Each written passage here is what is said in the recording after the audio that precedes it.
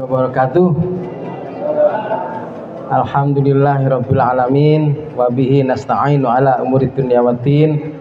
Wassalatu wassalamu ala asyrafil anbiya wal mursalin Muhammadin wa ala alihi wa sahbihi ajma'in.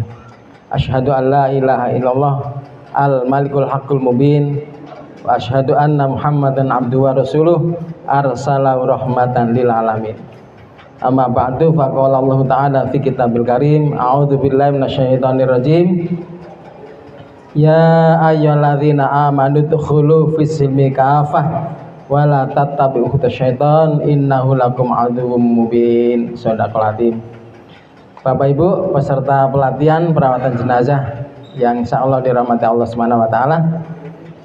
Pertama-tama kita bersyukur pada Allah Subhanahu wa taala kita masih bersempat untuk menggali ilmu, ya. Menggali ilmu Islam itu, ya, ilmu diniyah itu wajib, yang lain fardu kifayah, ya, atau sunnah. Baiklah, materi perawatan jenazah sudah sering disampaikan, selalu begitu nggih? Iya, ini saya yang kedua untuk forum PCM. Terima kasih pada Pak Yai Mukti. Mertua burung. Mertua burung. Burung takdiri. Baiklah, Bu Mariati yang berbahagia, teman-teman sekalian. Islam itu agama yang paling benar atau agama yang benar? Paling benar. Oh, yang paling benar, ya. Berarti yang lain benar tapi belum paling. Nah ya, berarti yang lain itu benar tapi belum paling. Hah? Nah, berarti agama yang benar. Ini perlu di outbound ini berarti. Monggo berdiri dulu semua. Biar nggak kesel. Ayo. Monggo berdiri semua. Ya. Ya, jangan ngantuk. Ya, ditanya yang paling benar apa yang benar? Jawabnya yang paling. Berarti yang itu benar tapi belum paling. Islam itu yang adalah agama yang benar. Yang lain enggak? Nah, begitu. Monggo tanya begini depan. Menghafal. Kalau saya bilang goyang kiri, jempol kiri dibuka, kelingking kanan dibuka begini. Siap? Monggo. Siap? Goyang kiri. Ayo, salah enggak? Loh, itu jentik dua-duanya. Ya. Goyang kanan dibalik. Oh, itu jempol dua-duanya loh. Goyang kiri. Goyang kanan. Goyang kiri. Goyang kanan, tepuk tangan dulu. Nah. Monggo duduk lagi, Bapak. Tepuk tangan itu merangsang semua tubuh kita. Nah, makanya tepuk tangan itu perlu, ya. Dan orang tepuk tangan itu mesti senyum, tidak ada orang tepuk tangan. Tidak ada, ya. Nah, karena itu, ya, Islam itu nyuruh kita gembira, ya. Matek mana mikir? Islam itu menyuruh kita gembira, ceria. Orang yang tidak gembira, yang tidak ceria itu orang tidak bersyukur. Mic-nya mana mic-nya? Teman-teman, orang yang tidak gembira itu orang tidak bersyukur. Ya. Dalam hadis qudsi, siapa yang tidak mau gembira, ceria, cari aja Tuhan yang lain. Ya kan? Ya. Fal yaltamis robban siwaya, kata Allah. Kamu kalau nggak terima dengan putusan saya, golek Tuhan yang lain. Apa ono Tuhan yang lain? Gak ada mic-nya. Mic-nya semaput tuh. Cek. Ya. Mic saya itu banyak tapi siapnya ya nggak bawa. Baik teman-teman sekalian, Bapak Ibu rahimakumullah, saya akan menyampaikan dan nambahi dari Pak Yai Mukti. Semuanya sudah tersampaikan, bahkan beliau yang paling sering praktek, ya memang tugasnya. Itu yang pas. Saya cuma menyampaikan mungkin dasar-dasarnya aja.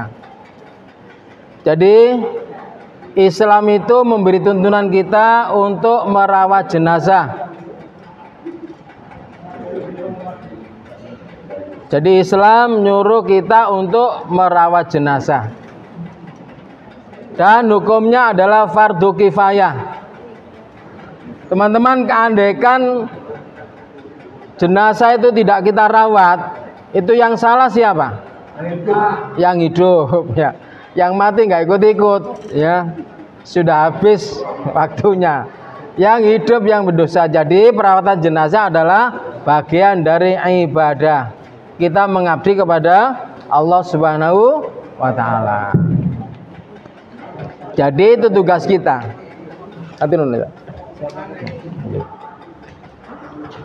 Fardu kifayah. Kalau sudah ada yang melaksanakan, yang lain tidak kena kewajiban. Tapi kalau tidak ada yang melaksanakan sama sekali, terutama yang dekat sekitar yang muslim, itu berdosa. Yang akan meninggal dunia sebagai kewajiban buat kita, terutama kerabat, adalah untuk menyuruh berwasiat. Nah, tadi itu menyuruh berwasiat. Sampaikan Pak Yai tadi ya. Perintah Allah dalam surat Al-Baqarah ayat 180. Cek. Al-Baqarah ayat 180 itu menyuruh kita untuk meminta calon jenazah atau kerabat kita yang mau kapundhut untuk berwasiat, nggih. A'udzubillahi minasyaitonirrajim. Kutiba alaikum idza hadara ahadakumul maut in tarakal khairal wasiyah lil walidaini wal aqrabun haqqan 'alal muttaqin. Ya, jadi kewajiban bagi orang-orang yang bertakwa. Kalau sampai merasa bertakwa, kita merasa bertakwa jika menghadapi kerabat kita yang mau kapundhut itu untuk berwasiat. Tapi kalau yang mau meninggal itu tidak paham, jadi masalah.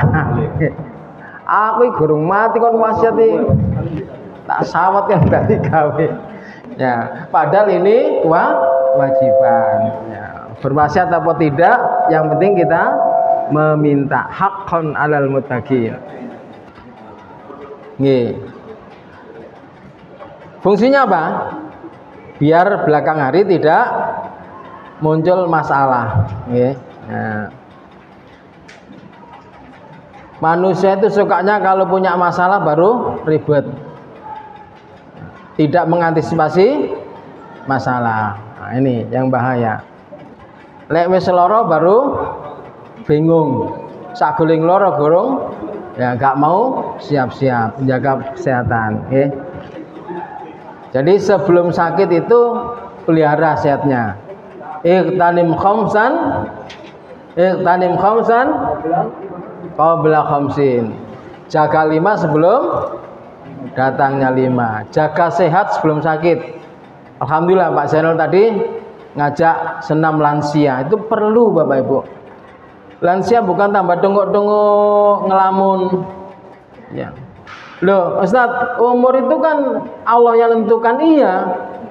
Ya, tapi Allah punya hak prerogatif untuk memanjangkan umur kita. Karena itu kita juga boleh berdoa, ya Allah panjangkan umur. Iya. Dua faktor yang bisa memanjangkan umur apa Bapak Ibu? Dua hal yang bisa memanjangkan umur kita. Apa? Silaturahim yang pertama, yang kedua gemar berinfak. Gemar berinfak. Panjangan gemar infak, insya Allah umurnya panjang. Kenapa? Allah tidak akan mematikan seseorang sebelum stok rezekinya habis. Orang infak itu bisa menambah stok rezeki. Nah, karena itu biar umurnya panjang, Ibu sekalian, gemarlah bersilaturahim dan gemar berinfak. Ya, baik, lanjut. Yang pertama wasiat. Yang kedua, tadi sampaikan Pak Yai, menalkinkan. Ya. Bukan dibacakan ayat kursi. Ya. Tambah wedi jenazah ya, apa mereka sok ngaji. Aku dibaca ayat kursi wajah mati. Tambah mati mencicil tambahan. Ya, ditalkinkan, diajak perasaannya untuk bertobat pada Allah. prasangka buruk pada husnudzan pada Allah. Ayo Pak, Bu, ya kita pasrah pada Allah dengan baca La ilaha illallah, La ilaha illallah, gitu ya. Sehingga nanti meninggalnya tenang. Syukur-syukur bisa apa? Husnul khotimah. Dia sempat membaca La ilaha illallah ketika akhir hayatnya. Kemudian kalau sudah nyata meninggal dunia, kita membaca Inna lillahi wa inna ilaihi raji'un. Namanya bacaan apa itu? Tarji, roja'a, ya. Kembalikan pada Allah. Inna lillahi wa inna ilaihi raji'un. Kita ini kepunyaan Allah dan kepadanya kita akan kembali, ya. Nah, sehingga dengan tarji ini kita tidak terlalu bersedih. Tidak ada orang yang kehilangan kerabatnya itu tidak bersedih, tapi dengan kalimat tarji ini insya Allah kita akan agak redah. Nah, gitu nggih. Namanya ucapan tarji, ya, bukan doa, itu ucapan. Bukan doa ya, tapi ucapan. Bapak bisa membedakan ya mana doa dan mana ucapan ya. Ya. Dan yang ketiga adalah memejamkan matanya. Tadi sampaikan Pak Yai ya. Orang yang meninggal dunia itu Bapak Ibu teman-teman, ya, kebanyakan atau mayoritas itu matanya terbelalak. Jare wong Jawa mecicil. Ya. Kenapa? Rasulullah menyampaikan, ya. Li hadis Ummu Salamah qalat, dakhala Rasulullah sallallahu alaihi wasallam ala Abi Salamah faqad saqqa basarahu. Faqmadahu tsumma qala inna ruha idza qubida tabi'ahu basarahu. Fadajan nas min ahli faqala la tad'u ala anfusikum illa bi khairin. Fa innal malaikata tu minna ala ma taqulun. Tsumma qala Allahumma firli fulan warfa darajatul mahdiyin wasfalhu fi qabrihi wa nawilahu fi wa khuluf fi aqibahi. Ketika suatu hari meninggalnya Abu Salamah, ya, Rasulullah, ya, mengetahui matanya terbelalak matanya Abu Salamah. Kemudian, ya, Rasulullah memejamkan matanya, ya. Dan saat itu orang-orang geremeng, loh kok mencicil, kok mendilik gitu ya, gitu ya. Nah, kemudian Rasulullah menyampaikan apa? Ya, inna ruha, sesungguhnya ruh itu idza qubida, jika diambil, jika dicabut, tabi'ahu basarahu, maka pandangannya mengikuti keluarnya ruh, ya. Kemudian orang-orang jawab, oh gitu ya, oh ini, ya. Kemudian Rasul lanjutkan, la tad'u ala anfusikum, kalian jangan berdoa illa bi khairin, kecuali yang baik-baik untuk jenazah. Fa innal malaikata, sesungguhnya malaikat itu tu'minu, sungguh mengaminkan, ya. Sungguhnya di kata mana itu? Sungguhnya di huruf mana? Fa inna. Nah, fa inna. Alama taqulun, apa yang kamu ucapkan. Kemudian Rasulullah ngajari, tsumma qala Allahumma gfir, ya Allah ampunilah li fulan, li titik-titik, li siapa sebut namanya, ya, ya, li fulan, li Abdullah, li Hisam, li Amir, ya, dan sebagainya. Warfa darajatahu, dan angkatlah derajatnya fil mahdiyin, dalam golongan orang-orang yang mendapatkan petunjuk, yaitu para syuhada. Ya. Wasfakh lahu fi qabrihi, dan luaskanlah kuburnya. Jadi jembaro kubure, wanawir lahu, dan padangno kubure iku doa ya. Padang kubure, wanawir lahu, dan terangilah kuburnya, wakhluf fi agibahi, dan gantilah pengganti terbaik setelahnya. Jadi jamaah sekalian, kalau kita meninggal dunia, kalau kita mendengar orang meninggal dunia, sering apa? Semoga husnul khotimah. Maton napa mboten niku? Mboten. Sudah mati kok husnul khotimah. Yang betul apa? Semoga Allah mengampuni dan mengangkat derajatnya sejajar para mahdiin syuhada. Bukan semoga husnul khotimah. Sering saya tulis di Facebook, di Instagram saya, itu tidak matun, ya, tidak relevan.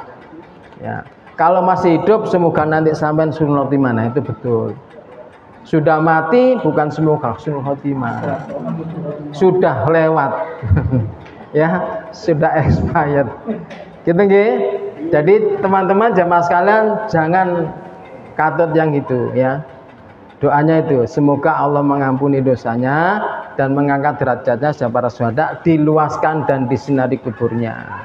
Itu nggih. Bukan semoga husnul khotimah. Lanjut. Menghadapkan ke kiblat. Nah, ini Pak Yai tadi. Nah, menghadapkan kiblat ini prakteknya atau ya perlu apa? Perlu pengkajian. Yang betul gimana menghadapnya itu. Termasuk sholat jenazah. Kalau sholat jenazah dimujurkan ngalor ngidul, kalau menurut saya tidak tepat itu. Tapi sudah umum, ya kan? Mestinya nggak begitu, mestinya kepalanya di timur. Nah, imamnya di arah kepala kalau jenazahnya laki-laki, kalau perempuan di arah lambung. Bukan jenazah melintang. Gitu ya. Bukan jenazah melintang, mujur mestinya. Mestinya menurut saya. Tapi yang umum sekarang itu begini nih, ya. Jadi ini ke utara sana ya? Etan sana Ustaz, Pak Yai. Jadi begini, kalau ini diputar, kepalanya di sini, itu umumnya begitu ya. Ayo diputar ayo. Monggo diputar. Ibaratkan aja tak. Oh iya ya. Ibarat ini kepala atau ininya yang diputar. Goleannya yang diputar.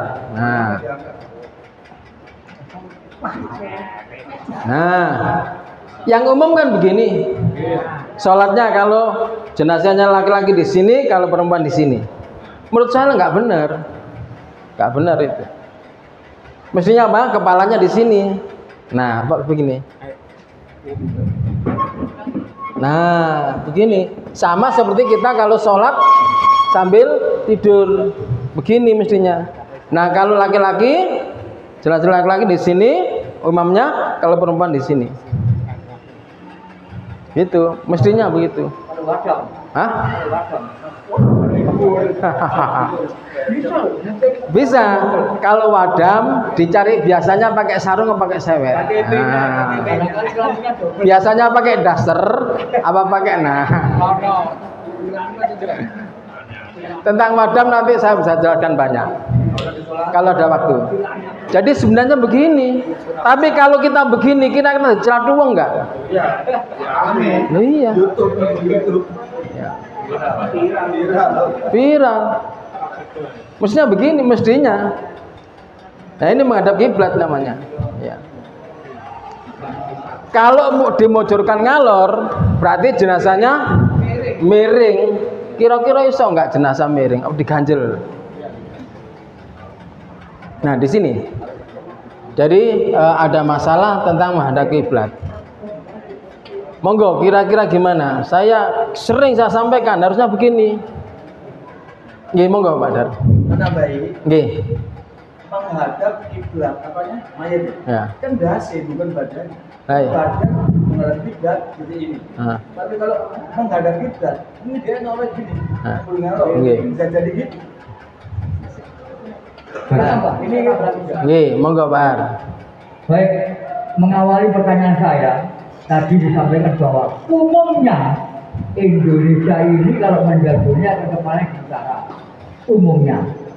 Kemudian, kalau mensolati, tentunya kepalanya kan di utara. Nggih.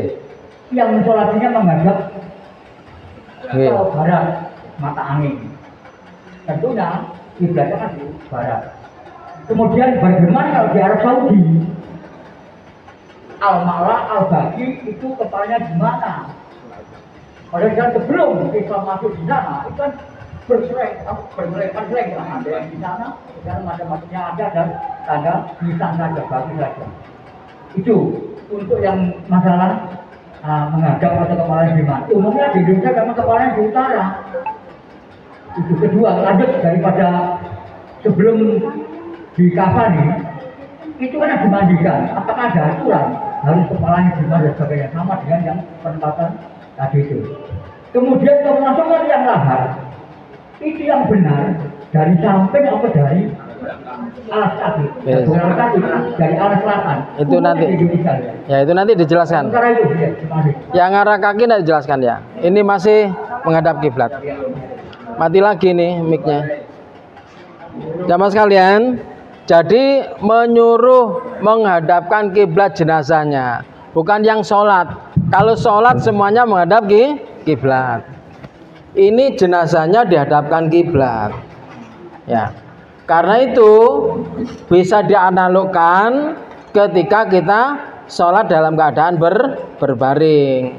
Kalau penjenengan sholat ketika tidur, tidak bisa duduk, kan seperti ini. Nah, mestinya begitu. Jadi kalau yang sholat ya jelas menghadap kiblat. Ini yang masalah itu jenazahnya.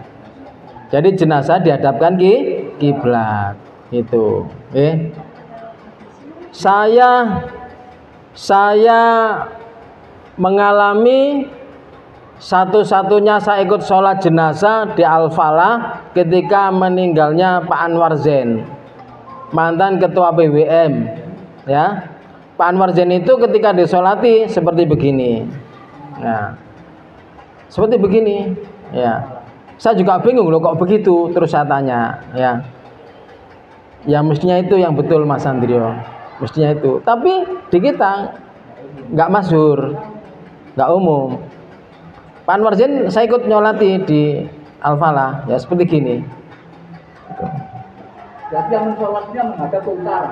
Yang sholat enggak, yang sholat imamnya kalau jenazah laki-laki di kepala gini Pak. Nah, kalau yang jenazahnya perempuan di lambung begini. Nah, diikuti makmumnya di belakang, gitu. Ya, bukan menghadap sana yang sholat. Nggih. Ampun, ya. Monggo. Termasuk saya pernah tukaran sama Pak Mudin Kebraun. Ya, Pak Mudin Kebraun itu kalau ngelendeng jenazah ke kubur itu kakinya dulu. Saya protes, Pak Mudin, kok kakinya dulu? Pak Andrio iku wong mlaku ya sikile dhisik, mosok ndak sesilan nombok. Masuk akal. Saya baru dapat inspirasi. Iya, benar sama Pak Mudin Kebraun. Ya. Jadi kalau memberangkatkan jenazah itu kaki dulu. Tak protes, Pak Mudin kok kaki dulu? Pak Andri iku wong mlaku ya sikil sik. Ya mosok ndase lak nombok. Nah, masuk akal. Akhirnya berarti sikil dhisik, banda sisik ya gak apa-apa. Karena ndak ada aturan kan gitu. Ndak ada aturan tentang menuju ke pemakaman, kepalanya dulu apa kakinya dulu, ndak ada aturan. Ya. Berarti boleh dengan itu. Oke. Masuk akal loh Pak Mudin itu. Oke. Ketika meninggalnya siapa itu? Ketika meninggal Pak Ben Umar, bapaknya Pak Anies. Bapaknya Bu Anies. Iya. Kan kepalanya dulu berangkatkan itu. Saya protes tuh. Pak Ben Umar. Oh bukan sih. Ngapun, bukan Kebraun. Meninggalnya itu Kedrosdoko.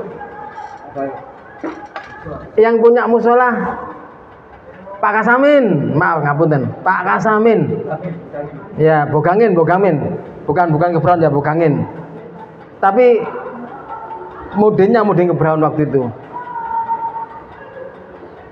Pak Kasamin nih, meninggalnya Pak Kasamin. Ya.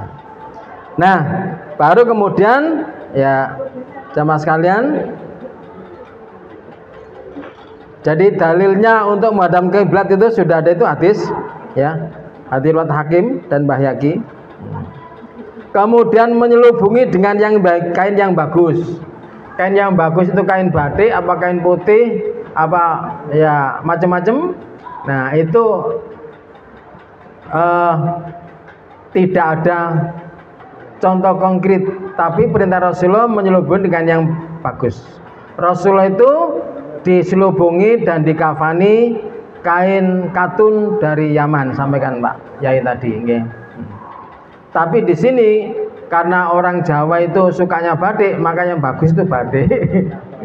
Ya monggo terserah, nggih. Nah, jadi kain yang bagus itu bagus menurut umumnya. Kalau menurut Rasulullah ya kain putih dari katun produksi dari Yaman. Baru kemudian mengabarkan kematiannya, ya. Baru kemudian mengabarkan kematiannya. Demikian teman-teman, adalah sebelum pemandian. Mungkin ada pertanyaan lagi, monggo. Dalam? Dereng nanti Pak, nanti ketika masukkan jenazah ke kubur masih memandikan. Ya, monggo. Nggih, monggo.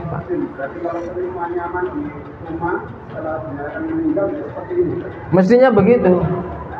Mestinya kalau menurut dalil. Atau kalau ndak begini, mujur ngalor nggak apa-apa, tapi sampean miringno, diganjel. Ya. Nah, jadi kalau tidak begini berarti sampean mujur ngalor nggak apa-apa, tapi diganjel. Bagaimana jenazah itu menghadap kiblat. Kira-kira enak mana? Mujur gini dengan ganjel gitu aja. Nah, kira-kira enak mana? Nah, kan enak begini. Nah, nggih.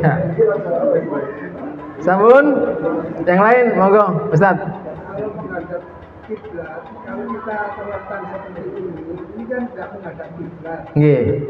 Dia itu menghadap Ke atas. Nggih, iya menghadap ke atas. Konotasinya menghadap kiblatnya apa yang menghadap utara itu dimiringkan, karena itu sesuai dengan kalau kita memakamkan, kan kita dimiringkan. Iya, kalau di makam. Kalau di makam diganjel jelas ya, menghadap kiblat. Konotasinya seperti itu. Boleh, makanya boleh. Kalau gini kan malah menghadap ke atas, bukan kan bilang. Iya. Nah, panjenengan kalau sholat ketika dalam keadaan berbaring gimana? Saya ingin tahu panjenengan kalau sholat dalam keadaan berbaring apa mujur ngalor kemudian miring? Ndak kan begini. Padahal perintahnya menghadap kiblat. Nah, makanya saya tadi bilang dianalogkan. Ya, dikiaskan. Nggih. Nggih. Kalau panjenengan dari Surabaya ke Madiun, petunjuk panahnya itu ke sana mau ke sini? Atas. Gak ada panahnya sana Madiun, gak ada. Iya. Ya. Makanya Bapak sekalian begini ya, kita belajar itu sungguh mengasah otak. Islam itu berlaku sampai nanti kukut. Kenapa? Karena ada kaidah itu. Kita harus belajar kaidah ya. Al-ibratu bi umul lafzi la bi khusus sabab. Kata-kata dalam Al-Qur'an itu bisa diinterpretasikan bermacam-macam. Ya, tinggal kemampuan kita dan bagaimana petunjuk Rasulullah. Penting ya. Jadi dari praktis Rasulullah nggak ada. Andaikan ada gitu nggak pusing-pusing kan? Justru nggak ada contoh praktis, itulah kemudian kita ya menerka-nerka dengan ilmu, berbagai macam ilmunya. Baik, lanjut. Cukup ya? Yang ini. Baik, kita lanjutkan dengan memandikan jenazah. Tadi sudah panjang lebar jelaskan oleh Pak Yai tentang bagaimana memandikan jenazah. Juga tambah Bu Mariati tadi ya. Disiapkan dipannya, ya. Dipannya sekarang sudah canggih-canggih ya. Sekarang ini sudah di mana-mana sesuai dengan harapan kita dulu. Dulu kita pertama kali yang bikin contoh. Jadi untuk mandikan itu sudah desain ya. Kemudian langsung ada corongnya menuju ke got. Nah, di kampung saya juga sekarang sudah begitu. Usul saya, alhamdulillah bagus. Dipanjang. Kemudian disiapkan air. Air berisi air mutlak yaitu air bersih. Kemudian bak kecil berisi air bercampur kapur barus. Ya. Bak kecil berisi air bercampur sabun dan daun bidara.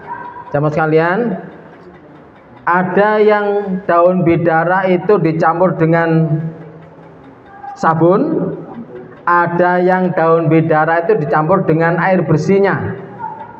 Oleh itu ditaruh di mana? Sesuai dengan tadi Pak Yai sampaikan, sampai yakin yang mana? Karena Rasulullah hanya merintahkan mandikanlah dengan daun bidara. Mandikanlah dengan daun faksilu bisidrin kata Nabi. Mandikanlah dengan daun bidara. Nah itu daun bidara ditaruh di mana? Di air yang bersih itu atau di air yang campur sabun? Itu tidak ada contoh praktis. Sehingga berbagai macam ya pemahaman.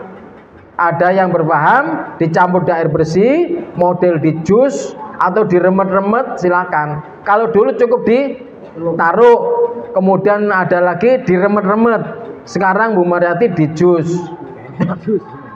Monggo. Nah. Saya monggo. Kalau saya cenderung, kalau saya pribadi monggo ikut enggak. Saya campur dengan air sabun. Jadi saya remet-remet campur air sabun itu. Kalau saya berkeyakinan, yang lain monggo terserah, nggih.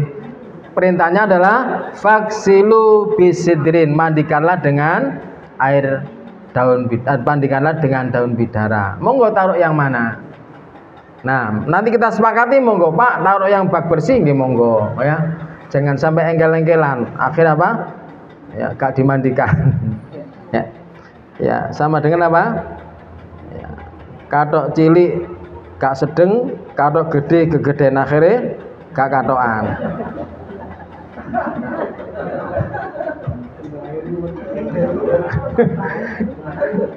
Untuk kapur baru. Untuk kapur baru itu apakah perlu disalib atau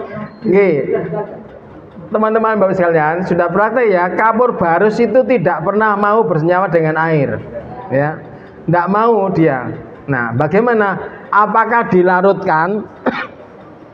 Dilarutkan bisa larut, atau dibiarkan gelondong gitu, atau ditumbuk, atau di ya parut, ya mau di jus. Nggih, monggo ya. Nggih. Untuk kemarin saya kan juga menunjuki mengenai kapur barus yang dimanfaatkan itu bukan tetapi baunya. Ya. Jadi kalau air dengan kapur barus kan tidak menyatu, maka air itu diberi kapur barus dalam keadaan utuh, Ya. bukan di remet-remet. Nah. Kalau di remet-remet nanti diberikan ke seperti donat nanti. Iya, betul. Nggih. Iya, makanya. Jadi kapur barus dalam keadaan utuh dimasukkan ke air sehingga airnya bau kapur barus. Kan? Terus mengenai daun bidara itu tidak boleh diganti dengan sabun lainnya. Iya, nggak ada. Seperti tadi Ustaz menggunakan daun Kelor. itu tidak boleh. Itu orang Madura loh ya. Orang Madura, bukan Nabi. Ya itu tidak boleh. Kemarin saya waktu itu. Nggih. Jadi daun bidara maupun daun itu Betul. kapur barus tidak diremet-remet. Nggih. Ya, kan betul ya. Jadi begitu. Daun bidara itu tidak ada penggantinya. Itu syariah. Kalau tidak ada ya nggak usah kan itu ya. Daun bidara tidak ada penggantinya. Hak gitu hak. Termasuk kapur barus. Sekarang kalau kita cari apa fungsinya, Kenapa? Nah itu akhirnya apa? Tanya-tanya, daun bidara itu untuk apa? Kapur baris untuk apa? Nah ini perlu penelitian. Ya. Untuk apa daun bidara? Apa nggak bisa diganti dengan sabun? Apa saat itu tidak ada sabun? Dulu kan pakai kelerek, tidak ada sabun. Apa boleh sekarang pakai sabun? Nah itu perlu ilmu itu. Nah, kalau itu memang daun bidara untuk cek perut misalnya. Cek gak lunyu biar minyaknya hilang. Tapi tetap ya walaupun ada sabun daun bidara tetap. Kapur barus, apakah cukup baunya?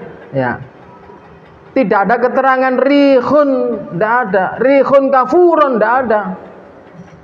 Perlu baunya kapur barus, enggak. Itu hanya kafurun itu ya zatnya itu. Kafurun itu ya kapur barus itu.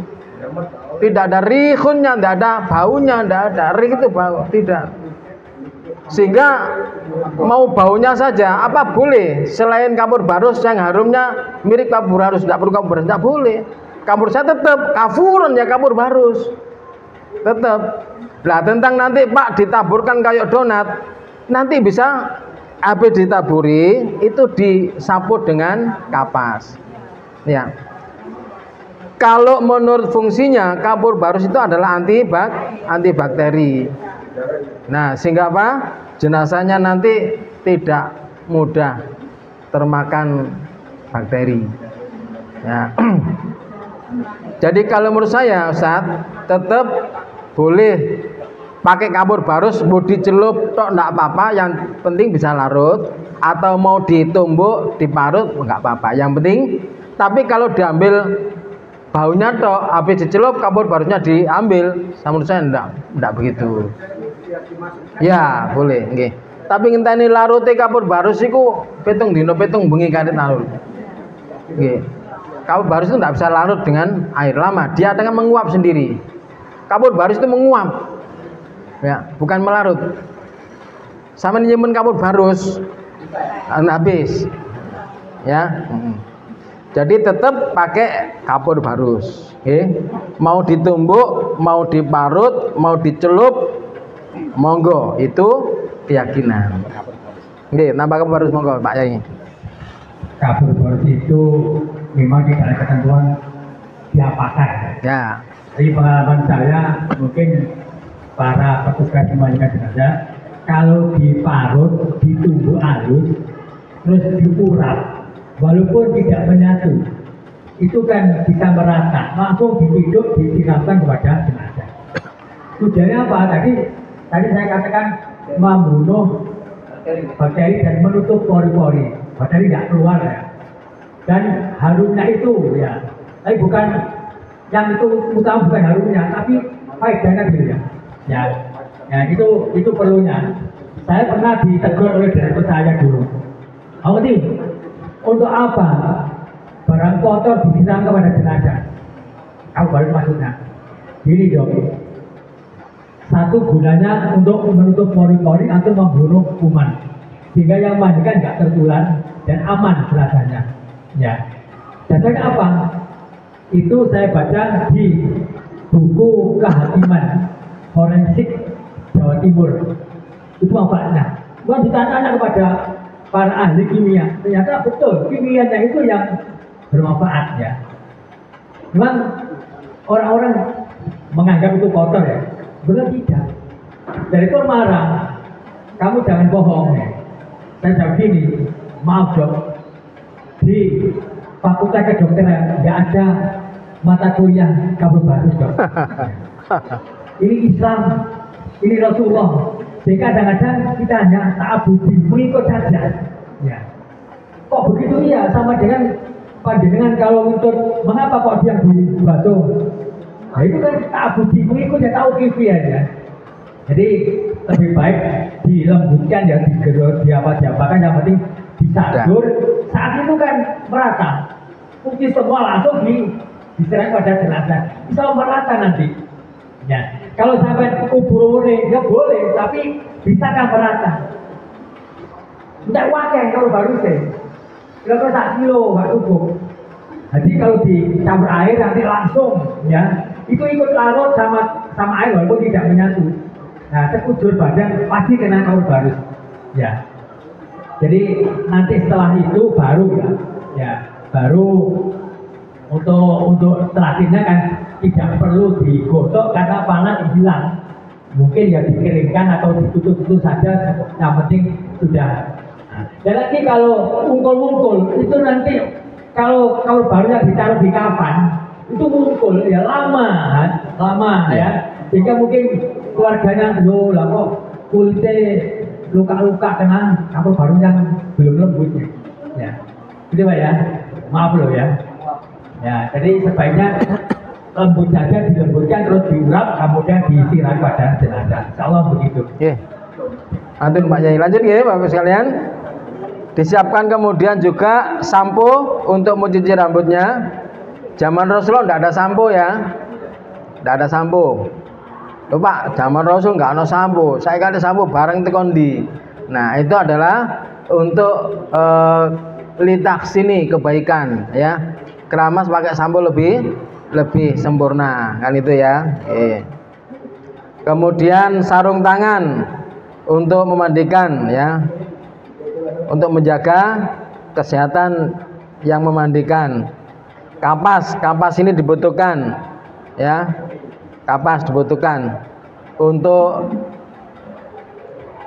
apa namanya membersihkan kotoran ya, di kemaluan, di dubur, di telinga, di mulut itu sebaiknya pakai kapas ya. Kalau tidak ada kapas minimal ada apa namanya waslap ya. Tapi kalau di dubur sebaiknya pakai kapas ya. Oke, itu kapas. Nggih. Kapas ini bisa digunakan pada waktu mandi, mungkin dan sebagainya. Ini kebiasaan, misalnya juga ada dari kita dimandikan. Ini jumlah kapas semua, apa boleh? Nah itu tadi Pak Yai tadi bilang kapas untuk nyumpel itu jika ada masalah. Kalau tidak ada masalah tidak perlu pakai kapas. Jadi kalau ada masalah ya baru pakai kapas ya. Kalau lapo-lapo ini ditutup kapas ya. Akhirnya apa? Yang takziah mau melihat lalu buka kapas. Iya, dengkulnya kayak kapas, sela-sela jari kapas kayak derangkong. Nah itu ya. Nggak perlu itu ya. Jadi kapas itu untuk persiapan mandi saja. Kemudian kain basahan untuk menutup aurat teman-teman sekalian. Jangan sekali-kali memandikan jenazah dengan aurat terbuka. Tetap ditutup walaupun ya yang mandikan kerabatnya sendiri ya. Tetap ditutup. Jangan sampai aurat kelihatan. Jadi ada kain untuk menutup aurat. Ya. Iya, kalau tetangga kita itu diler di karpet dewe. Ya, ditutup, tetap ditutup auratnya ya. Nggih. Kemudian siapkan sisir untuk menyisir rambutnya, terutama kalau jenazah perempuan. Disisir rambutnya, kemudian dipintal. Kemudian kain jarik untuk mengeringkan atau handuk untuk mengeringkan bekas mandi. Itu persiapannya. Sekarang cara memandikan jenazah. Ya. Jenazah laki-laki diwajibkan yang laki-laki yang mandikan, tidak boleh laki-laki memandikan jenazah perempuan atau perempuan memandikan jenazah laki-laki kecuali suami istri. Kecuali suami istri atau mahramnya. Ya, atau mahramnya. Anak mandikan bapak, bapak mandikan anak boleh, orang tua mandikan ya bapak anaknya boleh. Tuh, ya. Kemudian jenazah diletakkan di tempat yang tinggi. Jangan mandikan di lantai. Kalau di rumah sakit itu di lantai. Kecuali Khotijah. Ya. Kalau di Karam jangan di lantai. Ya. Sekarang saya dulu KSR, Pak. Bu Maria itu KSR, Korps Sukarela. Itu kadang ditugaskan di Karangmenjangan. Ya. Kadang membantu mandikan jenazah. Mandikannya itu di lantai. Ya. Ya, orang yang habis diotopsi itu langsung dimandikan di situ. Ya, kalau habis bantu otopsi itu telung dino gak remangan. Jahit orang itu jahit karung. Ya. Ketika saya tugas itu, ketika ada perempuan hamil kesenggol sepur di bugem, di gubeng, ya meninggal dunia, kemudian bayinya merocot itu saya bantu itu. Diotopsi dijahit ini, jahit karung. Saya tugas waktu KSR saya. Sering semaput di rumah sakit. Orang bawa jangan kunci, sak panci, anaknya keluar masuk nubruk ibuke, sekujur tubuhnya melempuh. Saya disuruh meletosi melempuhnya tuh. Akhirnya saya semaput. Orang perempuan telanjang saya disuruh meletosi itu, saya semaput saya. Katanya dokter, lah mas, wes ndak ilang semaput. Iki KSR malah ditolong. Nah, iya, lah orang perempuan telanjang saya disuruh meletosi ininya. Ya. Tugas di jangan. Baik. Pakaian mayat hendaknya diganti dengan pakaian basahan. Umpamanya sarung atau kain ya, yang bisa menutup auratnya. Kalau perempuan ya aurat perempuan itu minimal ya kemaluan dan payudaranya ditutup. Jangan sampai diler. Dibersihkan terlebih dahulu bagian tubuh yang kotor seperti dubur, kemaluan, mulut, hidung, telinga dan lain-lain. Ya, jari-jari, jari kaki, jari tangan dibersihkan. Setelah bersih dari kotoran-kotoran itu baru dimandikan secara syar'i. Ya, yaitu menyiramkan jenazah mulai dari anggota badan sebelah kanan serta dimulai dari anggota wudhu. Mayit dimandikan dengan bilangan ganjil 3 atau 5 atau selebihnya asal tetap ganjil.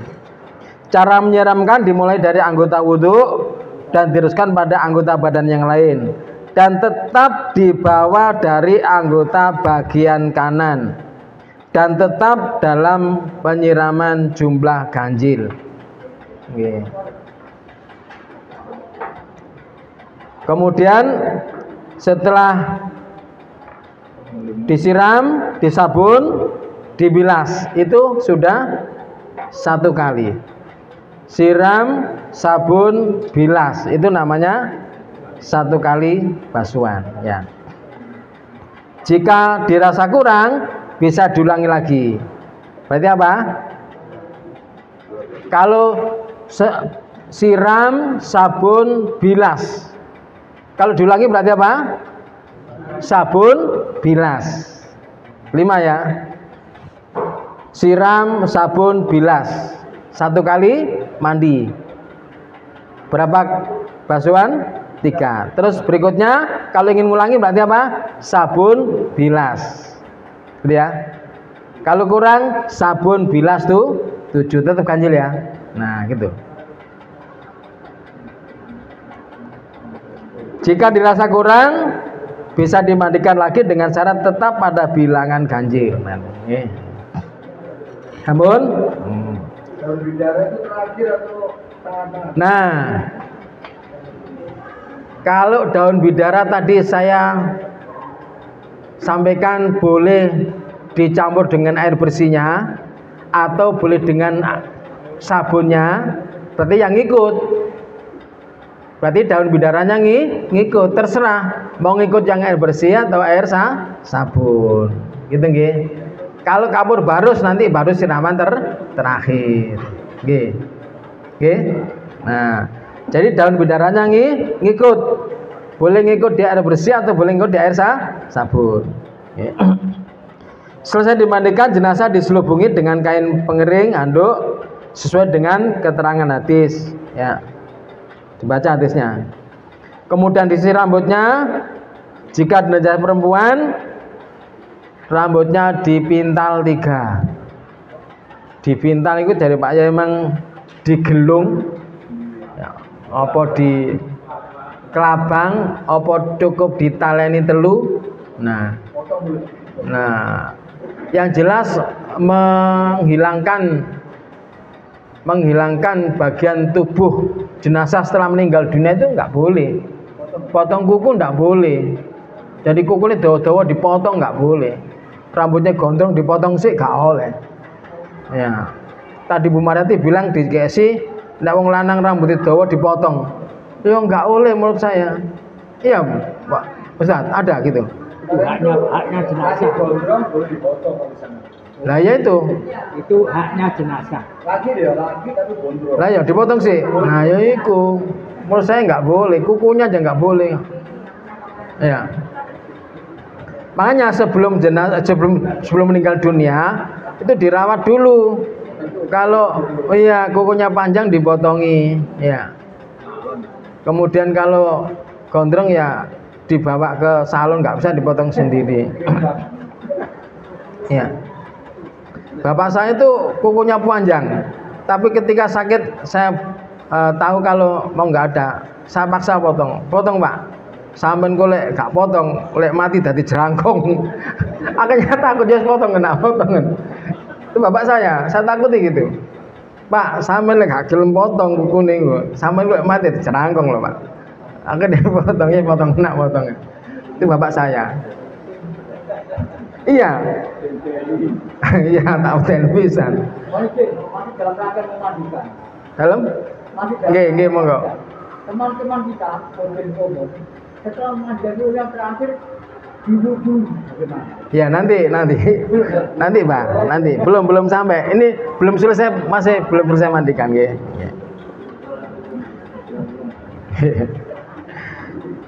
Orang yang mandikan jenazah hendaknya orang yang dapat dipercaya, tidak boleh membuka aib sedikit pun terhadap jenazah, nggih, apapun tidak boleh, ya. Jadi habis mandikan diceritakan tidak boleh. Apa? Ya jenazah nggak boleh ya. Nah itu namanya tidak amanah, ya. Harus amanah. Jenazah diberi wangian atau harum-haruman kecuali bernazar pada orang yang sedang ihram. Memberi wangian pada jenazah hendaknya pula dengan bilangan ganjil, ya. Nah ini sudah dimandikan sekarang Pak, apakah habis dimandikan itu perlu wudhu? Teman-teman sekalian, bentar Pak saya, bentar ya.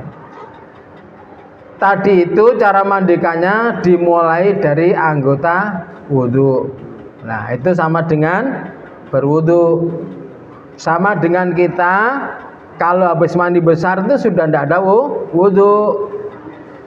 La yatawaddo ba'dal ghusli, tidak ada wudhu setelah mandi.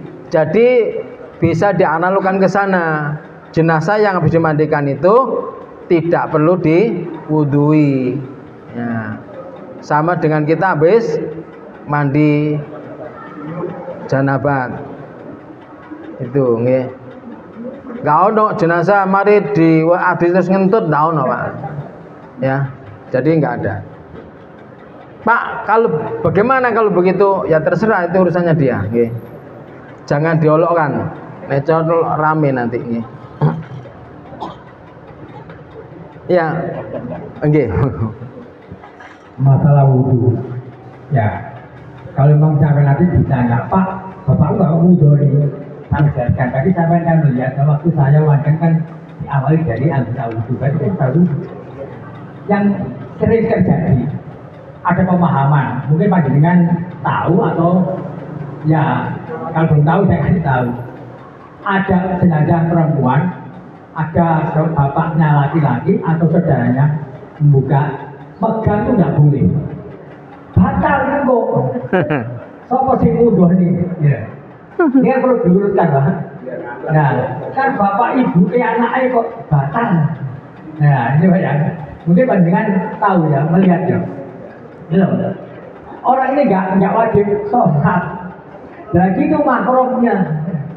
Sehingga kemarin anaknya dari pesantren datang mau megang ayahnya itu dilarang semua orang. Nangis mari-mari Pak. Ini perlu urusan Pak ya. Gimana tanya Pak dia? Nggih. Ngaten nggih. Jadi Tidak ada diwudukan, tidak ada perintah mewudukan jenazah habis dimandikan. Ya, seandainya ada itu pasti ada, ya ada kabar itu. Tapi mereka ya karena pahamnya begitu ya monggo. Sampun nggih memandikan, halo mandikan.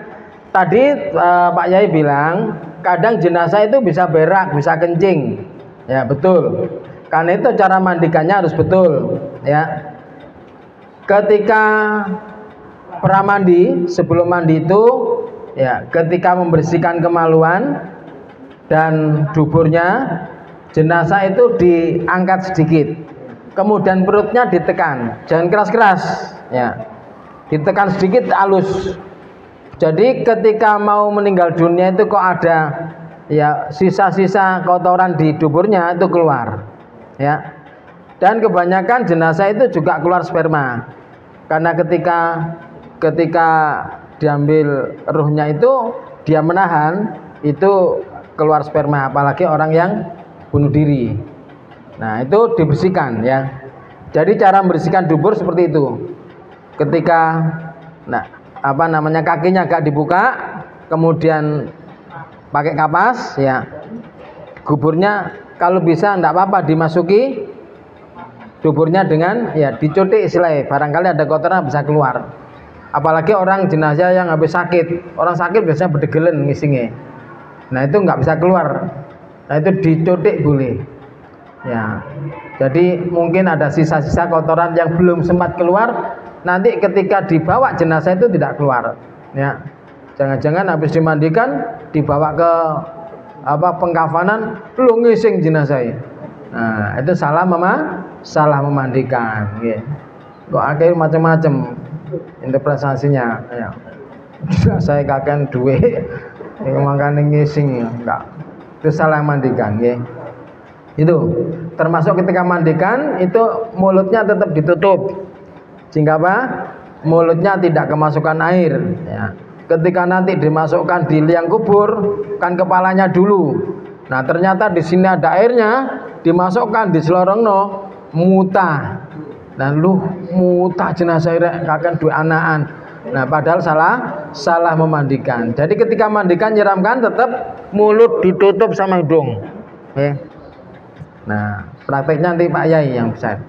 Itu teman-teman sekalian. Monggo. Jenazah itu di samping tadi disampaikan Ustaz itu dibutuhkan rambut doyong ya, bukan dubur. Kalau memang itu jenazah sebelum matinya ini mungkin minum obat ya, belum masuk ke perut, ini kan nyangsang di sini ya, maka perlu dimiringkan ya, didorong sehingga apa yang di sini itu keluar, sehingga nanti kalau waktu diturunkan ke kuburan, ke kubur itu kan gini ya, nggak muntah tadi ya, sehingga mengotori kapan. Jadi perlu dikeluarkan, mungkin ada. Kenapa nggak sempat tertelan atau makan nggak sempat tertelan ke perut, hanya mandek di sini. Itu perlu dikeluarkan, didorong sedikit, dimiringkan, didorong-dorong. Ya.